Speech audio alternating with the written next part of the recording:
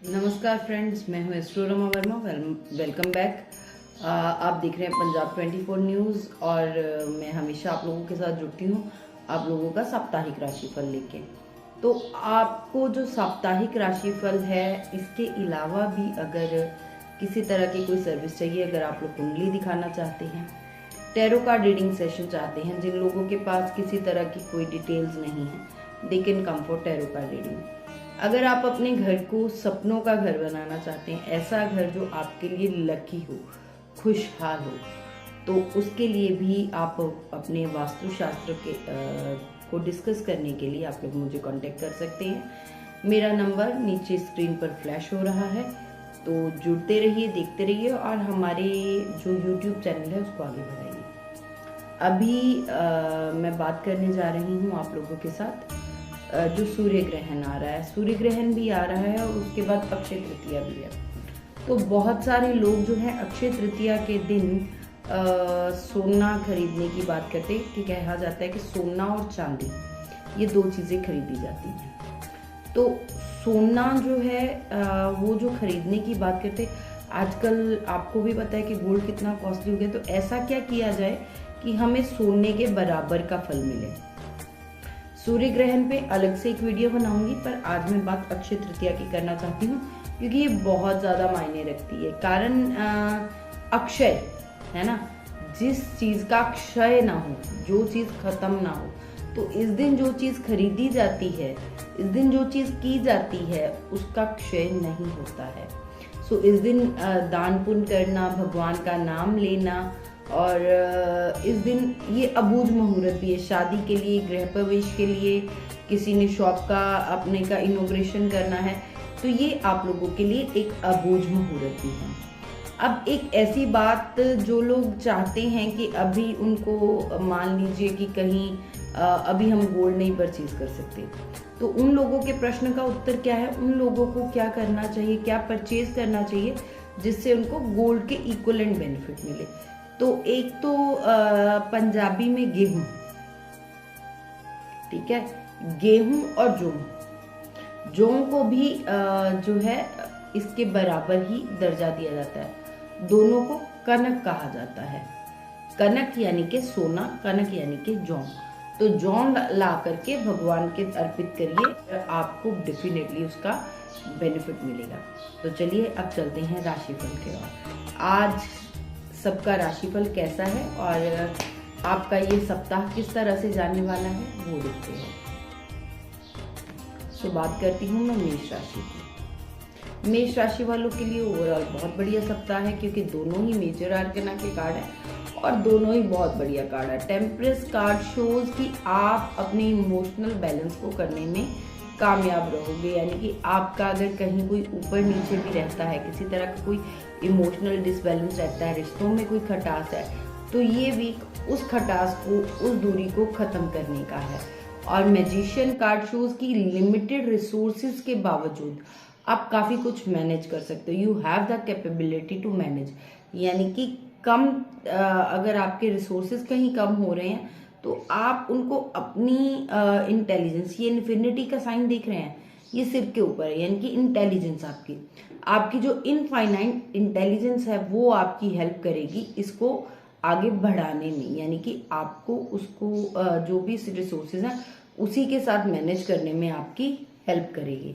So overall अच्छा है ये कुंडली के लिए, आप लोगों के लिए, मेष राशि वालों के लिए ये वीक अच्छा रहने वाला है। नेक्स्ट मैं बात करती हूँ आप लोगों के साथ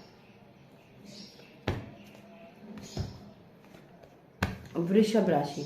वृषभ राशि वालों के लिए दो कार्ड हैं और दोनों ही मेजर आर्कना के हैं और बढ़िया कार्ड है। बट जजमेंट कार्ड शोज कि जिस तरह के आपके साथ इंसिडेंट हो रहे वो आपके लिए जजमेंट है। जजमेंट का मतलब क्या है, आपके कर्मों का भुगतान है।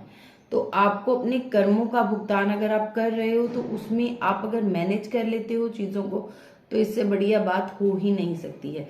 तो कहीं ना कहीं आपको चीजों को मैनेज करना है, मल्टीप्लाई करना है, एंड देन आपको जो है बहुत अच्छे रिजल्ट्स मिलेंगे। यानी कि जो भी मिले उसको हंस के उसको मैनेज करिए, उसको ठीक करिए, अपने कर्म को ठीक रखिए, आपको फल अच्छा मिलेगा। वृषभ के बाद अब बात करती हूँ मिथुन राशि की। मिथुन राशि के अगेन जजमेंट कार्ड है एंड द मून कार्ड है, यानी कि इमोशनल डिसबैलेंस, यानी कि इमोशनल हर्टिंग। इस हफ्ते आप लोगों का वो थोड़ा सा इमोशनल नहीं होना है, क्योंकि अगर आप इमोशनल होंगे तो आपके साथ कोई अपना आपको हर्ट कर सकता है। तो यहाँ पे आपको थोड़ी सी समझदारी से चलना है, क्योंकि ये आपके लिए जजमेंट है। कहीं ना कहीं आपने उनको हर्ट किया है, जिसके बदले में आपको ये हर्टिंग दोबारा से मिल रही है। तो हर्टिंग्स जो है वो हर्टिंग को इनवाइट करती है। तो बेहतर रहेगा कि आप अगर इस हर्टिंग को थोड़ा सा फॉरगिवनेस की ओर चलिए, इस हर्टिंग को छोड़ के फॉरगिवनेस की ओर चलिए। फॉरगिवनेस मीन्स जो है उसको माफ कर दो, यहीं पे खत्म कर दो। यहाँ पे खत्म करोगे तो आगे कैरी फॉरवर्ड नहीं होगा और आपका लेन देन का चक्कर यहीं पे खत्म हो जाएगा।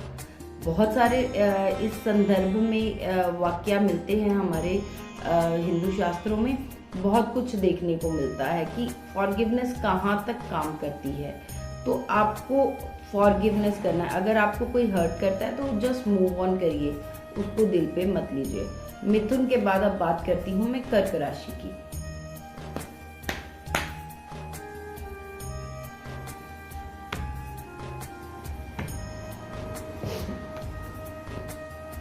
The high priestess and the page of pentacles, यानी कि पैसों से रिलेटेड कोई अच्छी खबर आ सकती है। हाई प्रिस्टेस कार्ड है, पेज ऑफ पेंटिकल्स है, पर वो मैच्योर होगी कि नहीं होगी, खबर आएगी, पैसा आएगा कि नहीं आएगा, ये नहीं पता है। तो यहाँ पे अब उसको मैच्योर कैसे करना है, उस डील को अगर आपको खबर आ रही है तो पैसा कैसे निकालना है, वो निकलेगा आपकी इनर कॉन्शियस से।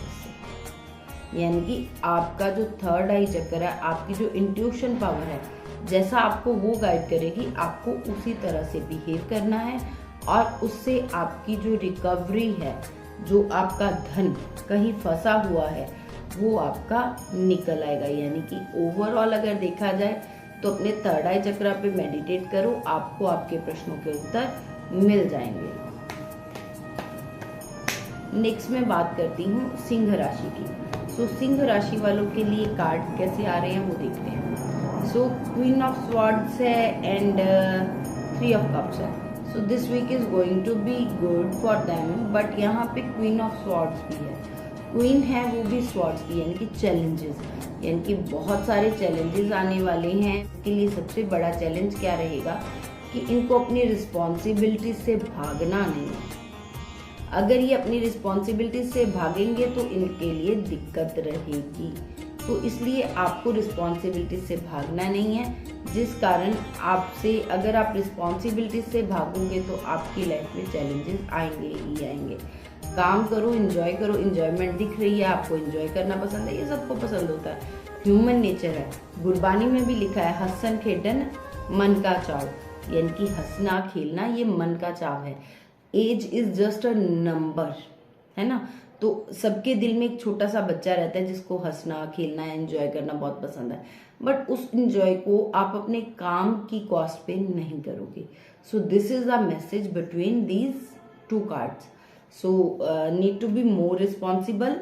तो अभी बात करते हैं हम लोग कन्या राशि की। देखते हैं ये सप्ताह कन्या वालों के लिए क्या लेके आ रहा है।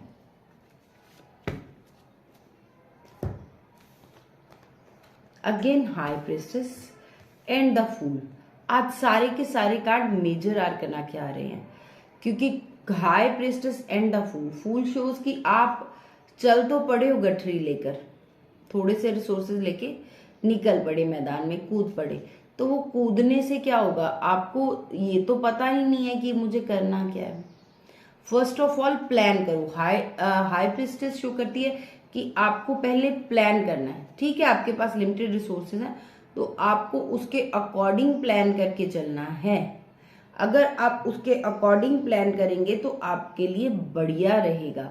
अकॉर्डिंगली आपको अपनी इंट्यूशन के अकॉर्डिंग, जो आपके लिमिटेड रिसोर्सेज है उसके अकॉर्डिंग प्लान करिए कि मुझे ये काम किस तरह से करना है। ये नहीं करना है कि बस निकल पड़ो, आगे खड्डा है ऊपर देखते रहो और खड्डे में कूद जाओ। आंखें आसमान पे पर नजरें धरती। जो आपका बेस है काम करने का वो साउंड होना चाहिए, तो आपके लिए ये सप्ताह अच्छा रहेगा। So again a need of balance. सो जैसे हमारे शरीर में भी 5 तत्व होते हैं, तो पांचों तत्वों के बैलेंस के कारण, अगर आपके पांचों तत्व बैलेंस है तो आपका शरीर अच्छे से चलता है। तो अगर आपके पांचों तत्व बैलेंस नहीं है तो कहीं ना कहीं ये शरीर आपको धोखा देता है। जस्टिस कार्ड है एंड 2 ऑफ स्वॉर्ड्स है, यानी कि तुला राशि वालों को आंखें बंद करके किसी पे भरोसा नहीं करना है। ये उल्टा चांद देख रहे, सो दैट मीन्स कहीं ना कहीं इमोशनली डाउन रह सकते हैं। हो सकता है आपने किसी से सपोर्ट सोची थी पर वो नहीं मिल रही है, तो अपनी आंखों पे पड़ी हुई पट्टी हटाइए, आपके लिए बढ़िया रहेगा। जस्टिस कार्ड है, तो जैसे आप एक्शन करोगे वैसा आपको रिएक्शन मिलेगा। कहने का मतलब ये है कि इवन हर जगह लिखा होता है every action has a counter reaction. तो जिस तरह से आप एक्शन करोगे आपको उसी तरह से रिजल्ट्स मिलेंगे, यानी कि एक्शन का रिएक्शन जरूर होगा। तो इसीलिए काम को ढंग से करिए और प्रेम से करिए, अपना रिस्पॉन्सिबिलिटीज को समझिए और आंखें बंद करके किसी पे भरोसा मत करिए। अगर आप किसी ट्रैप में फंस गए हो तो वहां से निकलना भी आपको खुद है ना, तो बढ़िया रहेगा आपके लिए। पर यह है कि आंखें खुली रखो। अभी बात करती हूँ मैं वृश्चिक राशि की। वृश्चिक राशि वालों के लिए 9 ऑफ स्वॉर्ड, 9 ऑफ वैंड्स है एंड 3 ऑफ पेंटिकल्स है, यानी कि आप कोई काम कर रहे हो पर वो एंड पे आके अटक गया।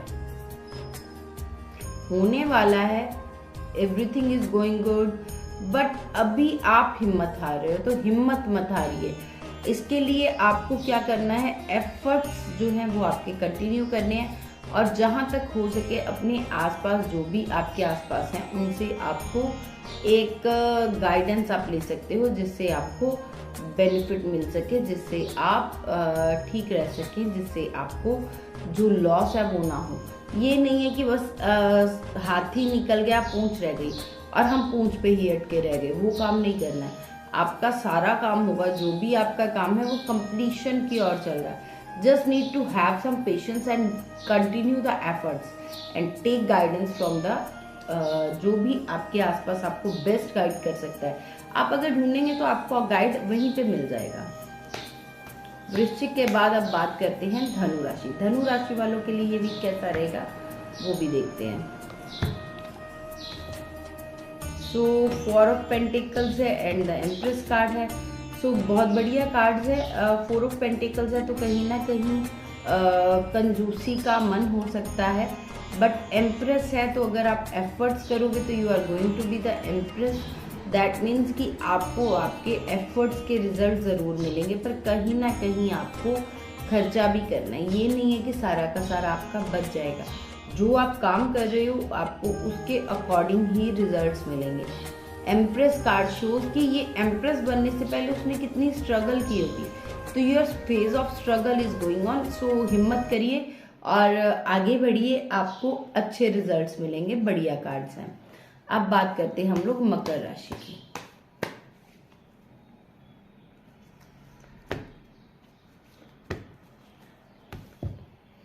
S of swords and 8 of pentacles, sorry 7 of pentacles, यानी कि कुछ काम जो आप शुरू करने जा रहे हो जिससे आप बहुत ज़्यादा एकदम से रिजल्ट चाहते हो, वो रिजल्ट आपको नहीं मिलने वाला। उसमें आपको काफ़ी सारे चैलेंजेस आएंगे और आपको अगर उन चैलेंजेस को आप फेस कर लोगे then you will get the pentacles, यानी कि तब आपको मनी जो है वो रिसीव होगी। ये नहीं होगा कि आप उधर से काम शुरू करो और उधर से रिटर्न आना शुरू हो जाए। जैसे कि हमारे पंजाबी में एक कहावत है ना, पहले साल चट्टी दूजे साल हट्टी तो तीजे साल खट्टी। सो थोड़ी सी पेशेंस रख के काम करेंगे, काम की शुरुआत करेंगे तो आपके लिए बढ़िया रहने वाला है मकर वालों के लिए। अभी बात करते हैं आपके साथ कुंभ राशि की। तो वाओ, द एम्प्रेस कार्ड जो है कुंभ राशि वालों के लिए जंप कर गया। अभी आगे देखते हैं।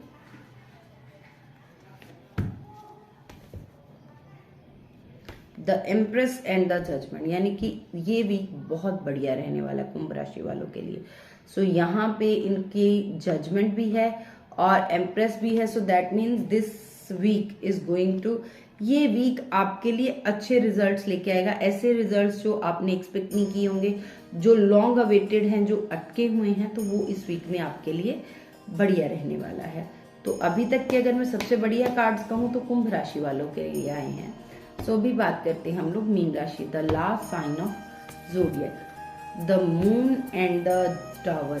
तो यहाँ पे आपको संभल करके रहना है। Moon and the tower card shows that कि आपको यहाँ पे इमोशनल होने से बचना है, चोट लग सकती है, एक्सीडेंट हो सकता है, कोई ना कोई अपना धोखा दे सकता है, तो बी केयरफुल। तो ये वीक अगर सबसे अच्छे कार्ड्स कुंभ वालों के आए हैं तो सबसे बुरे कार्ड्स इस वक्त मीन राशि वालों के आए हैं। तो बेहतर रहेगा कि मीन राशि वाले केयरफुल रहें इस वीक। तो ये था आप लोगों का राशिफल। नेक्स्ट वीक फिर से जुड़ेंगे, और अगर आपको फिर से अगर आप लोगों की कोई क्वेरी होती है तो प्लीज़ आप लोग कमेंट सेक्शन में मेंशन कर सकते हैं। I will try to resolve that. अगर आपको किसी एक टॉपिक पे जानकारी चाहिए तो आप लोग वो भी मेंशन कर सकते हैं। नीचे स्क्रीन पर मेरा नंबर फ्लैश हो रहा है for personal consultation, for personal horoscope analysis and Vastu without demolition. Thank you very much, take care. और इसी तरह के टिप्स के लिए आप लोग हमें फॉलो करते रहिए, लाइक करिए, सब्सक्राइब करिए।